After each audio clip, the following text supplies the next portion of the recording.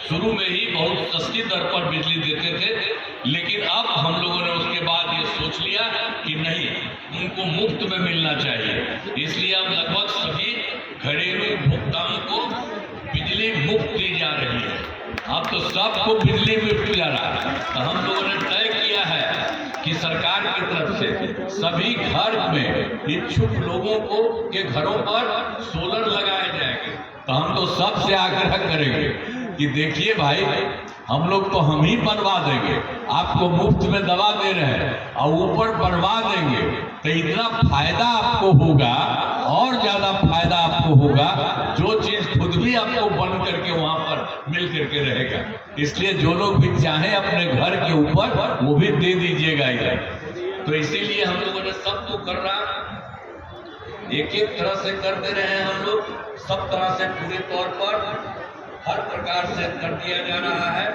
और इसी तरह से रोजगार अच्छा चलेगा और 2 लाख रुपए तक की अतिरिक्त सहायता भी दी जाएगी।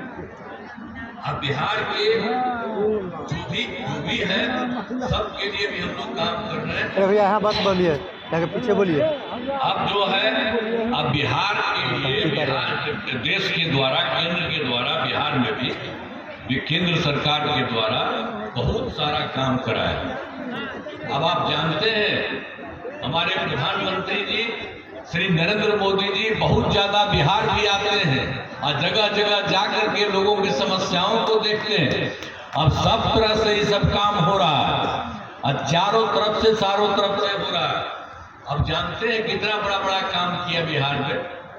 उन्होंने कर दिया 2024 में सरकार बनने के बाद तुरंत बजट में बिहार को विशेष आर्थिक सहायता के रूप में क्या क्या काम किया। सड़क, उद्योग, स्वास्थ्य, पर्यटन, बाढ़ नियंत्रण के लिए बड़ी राशि देने की घोषणा की। उसके अलावा 2025 में के बजट में बिहार के मखाना पोर्ट, एयरपोर्ट की स्थापना, पश्चिमी कोसी नहर के लिए वित्तीय सहायता आदि की घोषणा कर दी है। और उसके अलावा 2018 में कुछ ही जगहों पर, कुछ राज्यों में खेलो इंडिया यूथ गेम्स का आयोजन हुआ था। बिहार के लिए भी उन्होंने इस बार कर दिया है। इस वर्ष का खेलो इंडिया यूथ गेम्स का आयोजन बिहार में हुआ, जो गौरव की बात है। तो एक तरह का काम करवा रहे हैं। तो इन सब के लिए हम आदरणीय प्रधानमंत्री श्री नरेंद्र मोदी जी का नमन करते। जितना काम हो रहा है आप यही सोच लीजिए, बिहार आगे बढ़ रहा है और उनकी सहायता है और ज्यादा बिहार आगे बढ़ रहा है।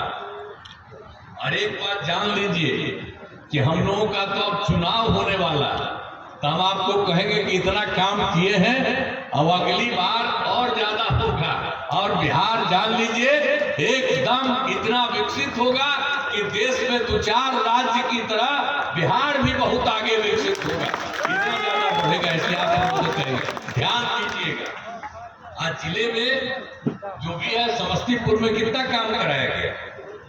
आपको याद होगा समस्तीपुर के पहले वाली सरकार क्या की थी। सरकार आई जो 2005 के पूर्व जो था, पहले उन लोगों का जो सरकार थी, तो बड़े पैमाने पर अपराध होता था और झगड़ा झंझट होता था।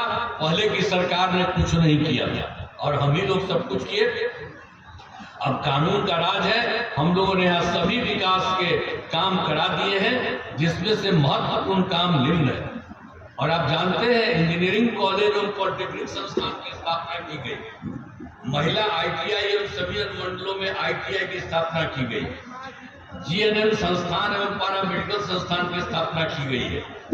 सराय रंजन में श्री राम जानकी मेडिकल कॉलेज एवं अस्पताल की स्थापना की गई है। जननायक कर्पूरी ठाकुर अत्यंत पिछड़ा वर्ग छात्रावास का निर्माण कराया गया। कल्याणपुर और उजियारपुर एवं विभूतिपुर में एक अनुसूचित जाति आवासीय विद्यालय का निर्माण कराया गया और कल्याणपुर में अन्य जो पिछड़ा वर्ग तथा अन्य आवासीय विद्यालय का निर्माण कराया गया। हम लोग तो घूमे 2024 के दिसंबर और 2025 में सब जगह हम जनवरी फरवरी में गए और मैंने प्रगति यात्रा के दौरान सभी जिलों में जाकर जो कुछ भी कमी है विकास कार्यों को देखा और जो कमी रही उसे पूरा करने के लिए 430 नई योजनाओं की स्वीकृति दी गई। और यहाँ पर भी मैं आकर के देखे थे तो इसमें समस्तीपुर जिले की 9 योजनाएं शामिल हैं। इन सभी योजनाओं पर काम चल रहा है जो हम लोगों ने देखा और मीटिंग कर रहे थे तो जितना भी था उसके बारे में हम लोग को मालूम हुआ था, बता रहे थे और लोग जो रहते थे उनको कहते थे आप लोग भी जैसा हो उसमें बताते थे, उसको भी जोड़ दिया था। अब आप जान लीजिए कि इन सभी योजनाओं पर काम जो चल रहा है तो उसमें क्या क्या है आप जान लीजिए। मुक्तापुर मोइन को पर्यटन स्थल के रूप में विकसित किया जा रहा है। और फिर जो है मुक्तापुर में आरओबी का निर्माण शुरू किया गया और समस्तीपुर शहर के बाईपास सड़क का निर्माण कराया जा रहा है। गंडक नदी पर जो मगरदही घाट के पास नए पुल का निर्माण कराया जा रहा है। सराय रंजन में बाईपास का निर्माण शुरू किया गया और उसका शिवाजी नगर पथ का चौड़ीकरण शुरू किया गया और उसका नगर विकास में बाईपास का निर्माण कराया जा रहा है। और शिवाजी नगर में शंकर घाट पर उच्च स्तरीय